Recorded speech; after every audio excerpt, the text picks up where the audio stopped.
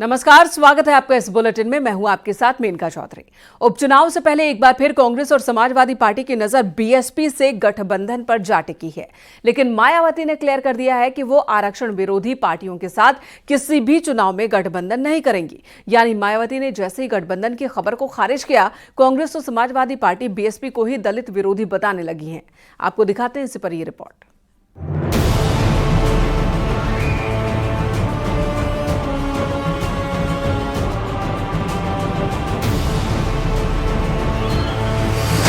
उत्तर प्रदेश में जिस गठबंधन की हवा लोकसभा चुनाव से पहले उठी थी, एक बार फिर वही हवा उपचुनाव से पहले बहने लगी है। वो इसलिए क्योंकि मायावती ने एक दिन पहले अखिलेश यादव और उनकी पार्टी की तारीफ की थी। उन्होंने लिखा था, सपा मुखिया ने बीजेपी विधायक को उनके गलत आरोपों का जवाब देकर बीएसपी प्रमुख की ईमानदार होने के बारे में सच्चाई को माना है, उसके लिए पार्टी आभारी है।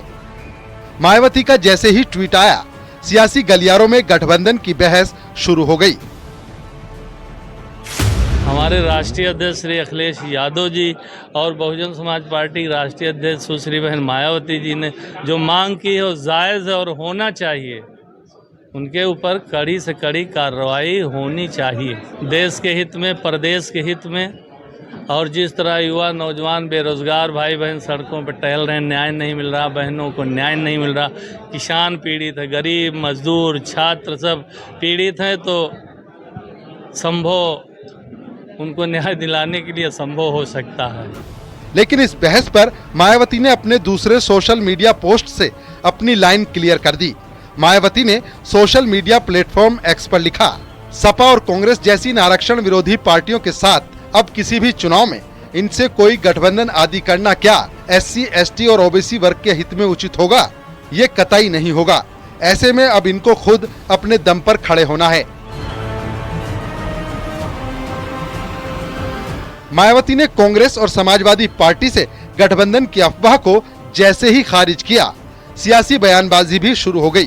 कांग्रेस ने कहा मायावती बीजेपी के इशारों पर काम कर रही हैं, तो समाजवादी पार्टी ने कहा मायावती को पूरा अधिकार है कि वो अपनी पार्टी और गठबंधन को लेकर कोई भी फैसला करें। दलित की बेटी से दौलत की बेटी तक का सफर मायावती जी के पतन का सफर रहा है। कहाँ तो वो बहुत दबंग मुख्यमंत्री होती थी उत्तर प्रदेश की, और एक समय लगता था कि कभी प्रधानमंत्री बन सकती हैं, लेकिन उन्होंने बाबा साहब अम्बेडकर से लेकर मान्यवर काशीराम तक के मिशन को जिस तरह चौपट किया, वो इतिहास में दर्ज है अपने आप में।